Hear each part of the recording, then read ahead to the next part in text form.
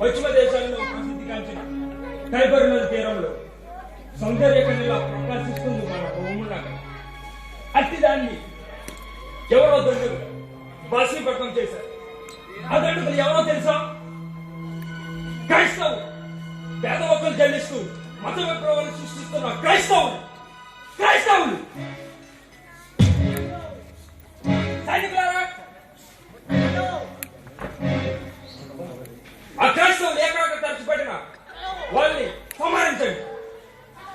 వాళ్ళు కాళ్ళు చేతులు నరికి చెట్లకి ధరపోయే బండికి వేలాడదీయండి. కోళ్ళపై నూనె పోసి అంటించండి. స్త్రీ పురుష భేదం లేకుండా వాళ్ళు సంహరించండి. అప్పుడు మంటలో అసలు బాసిన మనం రోము నగర వాసులు ఆత్మకు శాంతిని చేకూర్చండి. వెళ్ళండి.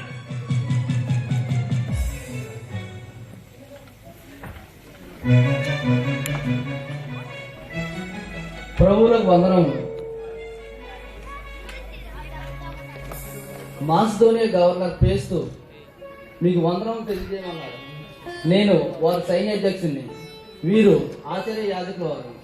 చిత్త మహాప్రభు, మంచి మీ రాక కారణం మా గవర్నర్ ఫేస్తు మీకు ఈ లేఖ ఇవ్వమన్నారు.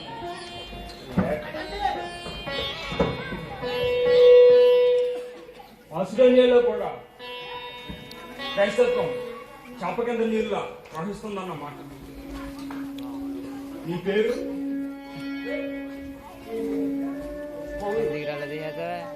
ఆచార్య. ఏలిన వారా బంధించాలి. పౌలని ఇతను క్రైస్తవులకు కొత్త మతం తెచ్చి మాపై రుద్దు చూపుతున్నాడు ప్రభు. దీనివల్ల మా అధికారాలను భ్రష్టపరుస్తున్నాడు ప్రభు.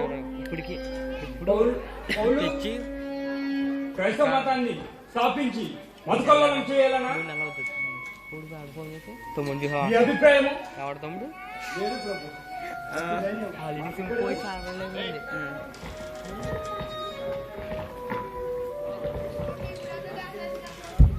అదే, ఆ రాజ్యాన్ని చేరాలంటే ఈ రాజ్యాన్ని అంతం చేయాలి. అంతేకాదు అర్థం చేసుకుంటున్నాడు ప్రభు. మిమ్మల్ని అర్థం చేసుకోవాలన్నంత అల్పుడు కాదు ఈ నీరో చక్రవర్తి. మనుషులనే కాదు, సిరియా, గలియా, అంత్యోక దేశాల్లో కూడా సకల విప్లవాలకి మీ క్రైస్తవుల కారణమని ఒక వేగుల ద్వారా తెలిసి ఉన్నది.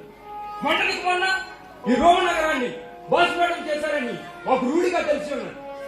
రుజువు లేకే మాపై నేరారోపణ చేస్తున్నారు. రుజువులు కావాలనా? మీ నాయకులు చచ్చిన కారణంగా మీరే హింసాకాండ జరిపి కక్ష సాధిస్తున్నారు. హింసాకాండ మా ప్రవృత్తి కాదు ప్రభు. లేదు, ముమ్మాటికి మీరు హింసవద్దే. లేకపోతే ఈ అధికారులు, ఈ మతాధిపతులు, ఈ ప్రజలు మీపై నేరారోపణ ఎందుకు చేస్తున్నారు? నేరారోపణ చేసినట్టు మాత్రం రుజువు కాలేదు కదా ప్రభు. రుజువులు కావాలనా? నీవు యూదులవే కాదు, చిత్తం. నీవు యూదులవే అయింది, మరి క్రైస్తవుడు ఎందుకు అయ్యావు? యేసుక్రీస్తు రక్షణ ద్వారా మారుమనసు పొందాను. కానీ రక్షించేవాడు మెస్సయ్య గాని యేసయ్య కాడే. ఆ మెస్సయ్య ఆ యేసయ్య. ఆపు నీ మూర్ఖవాద. వడ్లవాణి పుత్రుడైనా యేసయ్య ఎక్కడ? లోకజ్ఞానకుడైన మెస్సయ్య ఎక్కడ? ప్రవచనముల ప్రకారం రక్షించేవాడు మెస్సయ్య గాని యేసయ్య కాడే. ఆ మెస్సయ్య మా రాజ్యవంతంలో ఉద్వాసిస్తాడని ప్రవచనములు చెప్పుకుంటున్నాయి. అది తెలియక గోరింతలు కొండంతలు చేసి భ్రమసి ప్రజలను వంచించి రాజ్యులకే వ్యతిరేకంగా ప్రవర్తించుతున్నారు. అంతేకాదు ప్రభు, అర్హులకు ఆదాయ ప్రవేశం చేయిస్తూ రక్షణ పొందేందుకు సొంత అవసరం లేదని ధర్మశాస్త్రానికి విరుద్ధంగా మాట్లాడుతున్న మతద్రోహి. ఆహా, ఇది ఒకటా? ప్రభువు వారు మన్నించారు. ఆలయ ప్రవేశంకు అందరూ అర్హులే.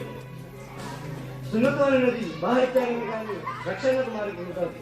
ఎలానో రక్షించటకే యేసుక్రీస్తు ఈ లోకానికి వచ్చారు.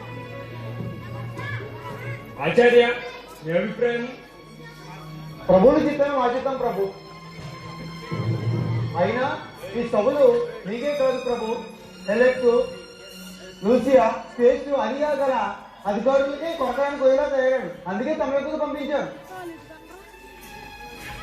వారెవరు నాపై నన్ను ఎవరు శిక్షించడానికి ప్రయత్నించారు ప్రభు, అంతేగాని నాపై జాలి చూపలేదు ప్రభు. అనుగ్రహ ఆగ్రహాలకు సంబంధించినది కాదు పౌలు, మతము విశ్వాసములకు సంబంధించింది. నీవు యూదుడు అయ్యండి మన యూద మతాన్ని కించపరిచావు, రోజులకే వ్యతిరేకంగా సున్నతిని నిరసించావు.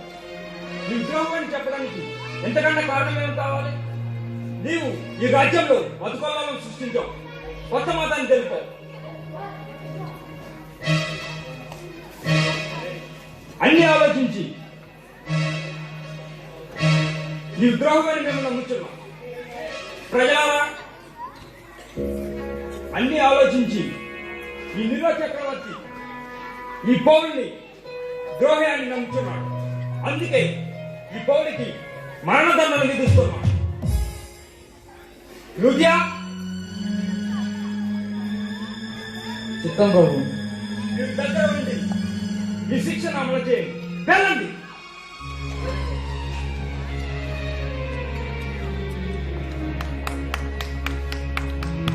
నాటి